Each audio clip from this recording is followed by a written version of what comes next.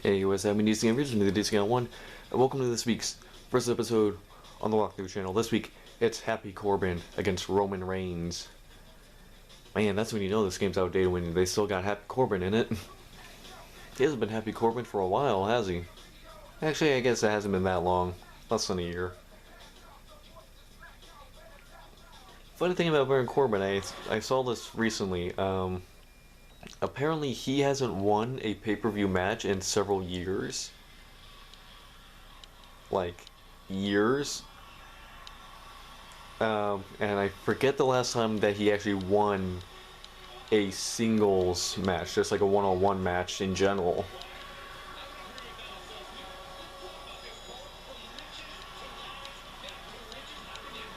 But yes, it's our weekly birthday versus. We only had a couple birthdays this week, so it was Paul Heyman's birthday on the 11th. He turned 57. It was Corbin's birthday on the 13th. He turned 38. And it was Teddy Long's birthday on the 15th, and he turned 75. So only one wrestler's birthday, so I had to figure out a way to incorporate either Paul Heyman or Teddy Long. So I decided to have Corbin versus Reigns, a match that, if this were to happen in real life, would probably only go a few minutes or not even happen at all, because it's not even worth our time, because we know exactly what's going to happen.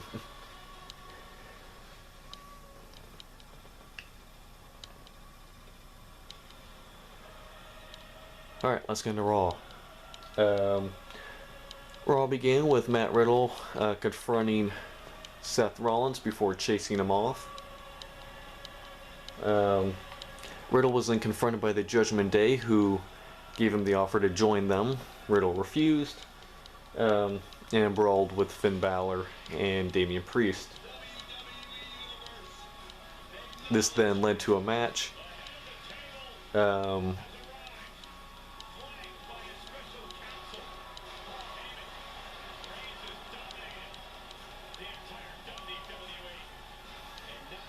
This then led to Balor beating Matt Riddle in a one-on-one match.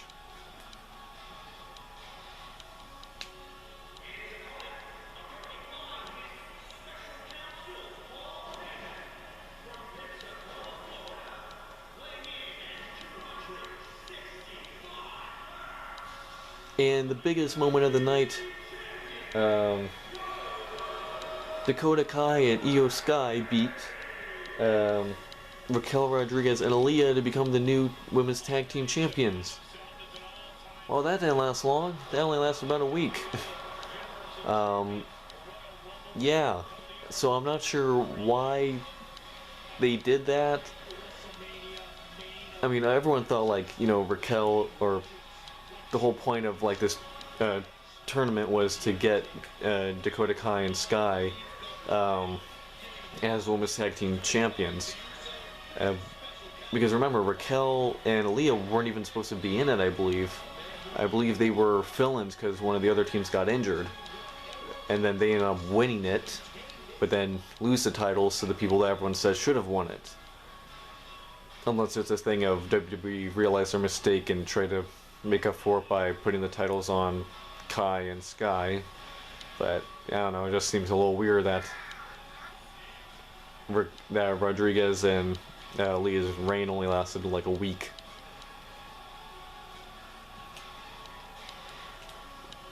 Alright, Reigns, you're taking way too long. Johnny Gargano beat Chad Gable. Afterwards, Austin Theory attacked Gargano.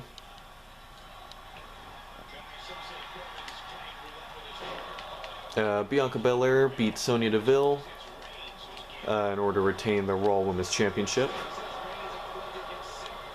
Omos beat two local wrestlers. And in the main event was Edge versus Dominic Mysterio. Finn Balor and Damian Priest attacked Edge and Rey Mysterio, who was at ringside, to cause a DQ in the match. Whoop. Under the ropes. Back in. Clothesline.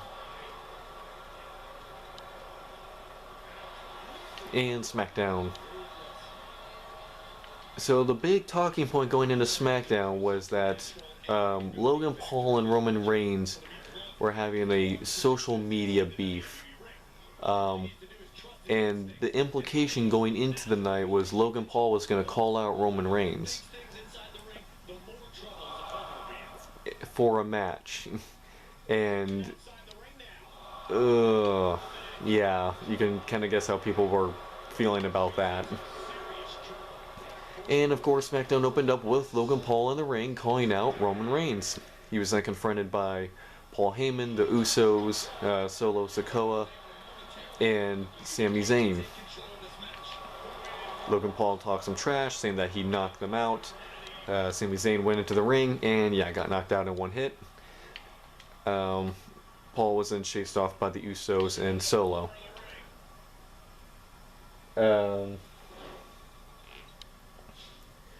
This then led to a match between Ricochet and Sami Zayn. Ricochet won. The Usos and Sikoa then attacked Riddle, and then Madcap Moss ran down to chase them off with a steel chair.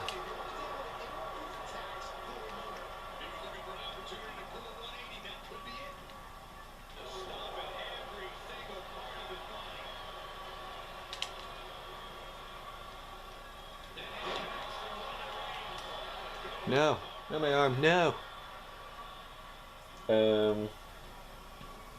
Otis and Chad Gable attacked Braun Strowman after he took out the Maximum Male Models.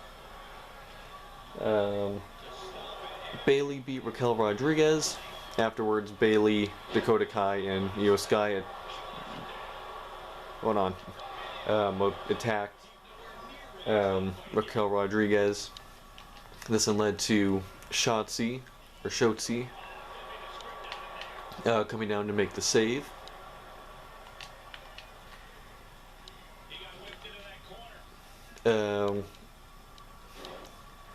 Sikoa beat Madcap Moss with some assistance from Sami Zayn in order to retain the NXT North American Championship.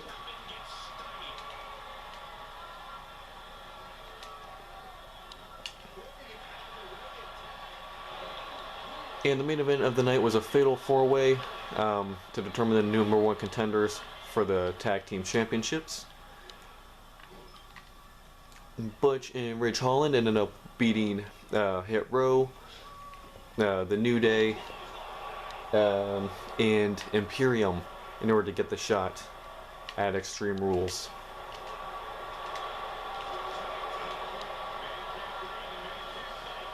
So yeah, that was Raw and SmackDown.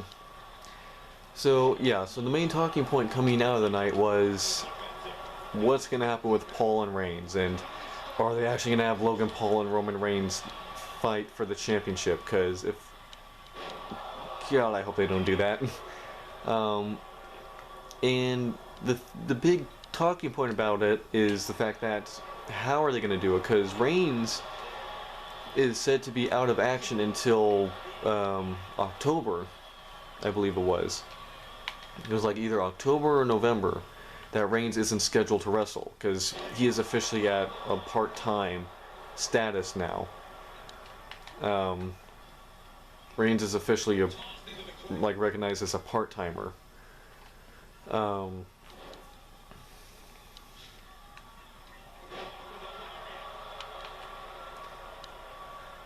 So it's not like they're going to do this at Extreme Rules. So that has people wondering, are they going to do it at Crown Jewel? That would make more sense, because I cannot see Logan Paul headlining a pay-per-view. That would be a very bad idea for WWE to do. I think they'd lose a lot of fans. They might get some mainstream attention for doing it. Not good mainstream attention. I mean, Logan Paul is probably one of the most disliked celebrities in the world right now.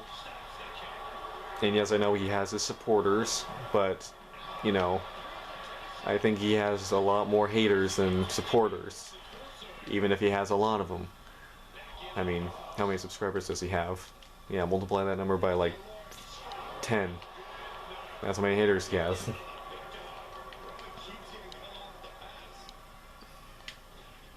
Dang it. Dang it.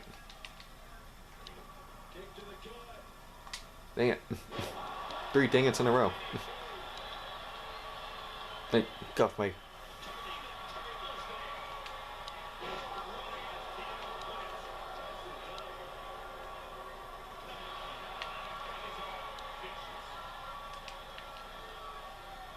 Whoop. So yeah, having him main event Crown Jewel makes more sense than having him main event Extreme Rules. I think people would be a lot more comfortable with that because Crown Jewel is more about the actual like spectacle, doing more just kind of fun, kind of one-off matches that you wouldn't normally see, or I don't know how you describe it. Crown Jewel's weird. I mean, remember we've had Goldberg versus The Fiend at Crown Jewel. We've had DX reunite and fight the Brothers of Destruction.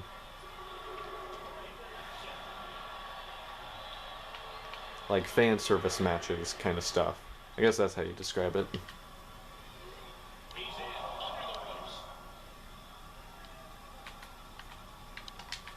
Hey. Dang it.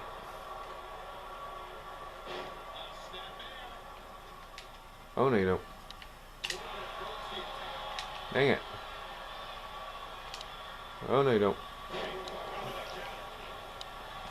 Big man got moves. Alright, get up. Choke slam time.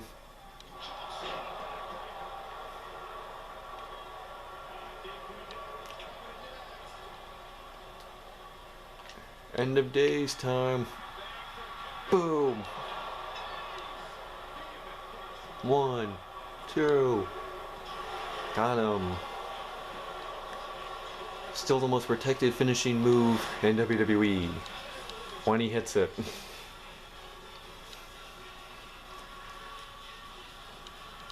Because I think only one person has ever kicked out of it, which people aren't happy about because that was a kind of a cool thing that no one had ever kicked out of it. But nope, someone's kicked out of it, now it's ruined. Wow, great replay, guy. Great camera work.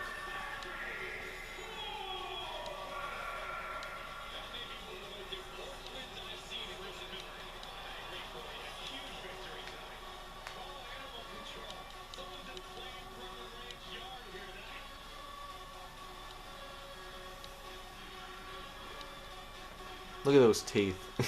That's a winning smile right there. Well, hope you guys enjoyed that video. Make sure to like, comment, subscribe, and make videos all the time. Stay tuned for next week's Versus, and stay tuned for next week where we continue LEGO Batman 2 DC Superheroes. We're going to be doing the free play, we're going to be unlocking villains, and it's going to be fun. Alright, hope you guys enjoyed. DC Guy01, and weird, smiling, happy Corbin signing out. Yeah, happy does not suit him, it just does not look right. Alright, bye guys.